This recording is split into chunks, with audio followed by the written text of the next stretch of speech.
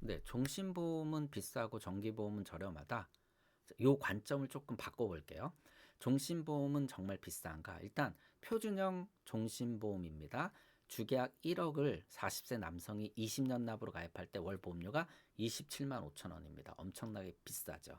이걸 20년 동안 내야 되니까 거대한 금액인데, 그럼 정기보험은 얼마나 할까요? 정기보험 만기를 몇 세로 하느냐에 따라 차이가 엄청나게 큰데, 60세 만기로 하면 종신보험의 보험료의 약 8분의 1, 9분의 1 수준까지 또 떨어집니다. 회사마다 다르지만 13개 정기보험의 평균 보험료를 내면 8.5배 정도 차이가 나거든요. 그만큼 엄청나게 저렴합니다. 그런데 그럴 수밖에 없는 게 60세 이전에 남성이 사망할 확률은 엄청나게 떨어지거든요. 대한민국은 통계 발표 이후에 코로나 요 특수를 제외하고는 단 한 번도 기대 수명이 줄어든 적이 없습니다. 그만큼 사망률이 떨어졌다는 얘기고요. 이 떨어진 사망률의 반영이 특히 60세 이전엔 더 크게 되죠. 당연히 보험료가 저렴할 수밖에 없다라는 겁니다. 그러면 만기를 100세로 한번 늘려보자고요. 순수 보장성 정기보험 만기 100세 40세 남성이 20년 납으로 가입할 때 얼마 내야 되느냐.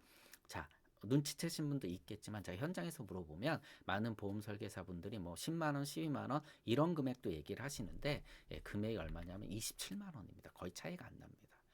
너무나 당연한 거죠.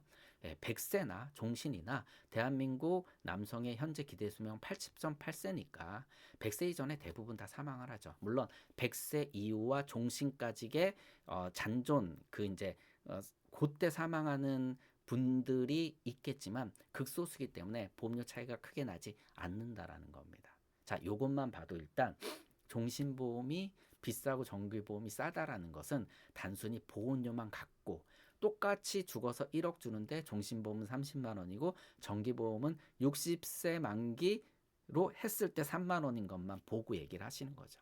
예. 자, 두 번째. 더 중요한 게 있죠. 이 정기보험 순수 보장형이에요. 환급금이 있다 없다? 네, 없습니다. 그런데 종신보험 보자고요. 종신보험은요 2.4배 나옵니다. 원금에 100세 때. 그러니까 완전 차이가 나는 거죠. 계리 구조 자체가 다릅니다. 물론 특정 회사의 상품이고 회사마다 차이가 날 수 있지만 일단 기본 구조가 이렇다라는 거죠. 여기 하나 더 비교해 볼게요. 1억짜리 암보험은 얼마나 할까요? 40세 남성 20년 납 기준으로 보험료 20만 원 돈 합니다. 물론 7만 8천 원 정도의 돈, 이 돈이 적은 돈이 절대 아닙니다. 적은 돈이 아니지만 종신보험과 암보험의 차이가 이 정도밖에 안 나? 라고 생각하시는 분들도 분명히 있을 겁니다. 하지만 이 또한 환급률 봐야죠. 암보험은 순수 보장형이니까 환급률 제로고요. 종신보험 환급률 앞서 말씀드린 2.4배 정도 나옵니다. 엄청나게 차이가 나죠. 자, 종신보험은요. 첫째, 계리 구조를 어떻게 봐야 되냐면 보험료를 미리 평준식 보험료로 다 납입을 합니다. 종신보험은 자연식 보험료 납입 방식이 없어요. 그리고 사망보험을 언제 지급합니까? 꽤 뒷단에 일반적으로 지급을 합니다. 그러면 책임 준비금이 엄청나게 쌓이죠. 그래서 원금을 넘어서는 시점이 생기는 거고요. 수지 상등의 원칙에 의해서 보험은요, 만들 때 받은 보험료와 지급된 보험을 0으로 만들어야 됩니다. 나중에 0이 되거든요. 근데 그 전에 엄청나게 쌓이는 부분이 있으니까 이 부분이 결국은 이제 원금을 넘어서게 되고, 이것을 뭐 이제 연금 전환 특약이라든가 우리가 저축의 기능을 발휘해서 고객분들한테 이제 활용도를 이야기할 수밖에 없는 거죠. 자, 두 번째, 둘 다 보장성 보험이에요. 암보험도 보장성 보험이고 종신보험도 대표적인 보장성 보험인데 둘의 완전 구조가 다르죠. 일반 보장성 보험은요, 기간이 이제 나이가 먹으면 먹을수록 당연히 필요성이 올라갑니다. 일반적으로요. 그런데 종신보험은 그렇지 않다라는 것이죠. 일반적인 사망 보장으로 컨설팅을 했을 때 뭐 상속 컨설팅 이런 걸 빼고요. 어느 시점이 되면 사망 보장의 필요성이 굉장히 낮아지거나 줄어듭니다. 맞죠?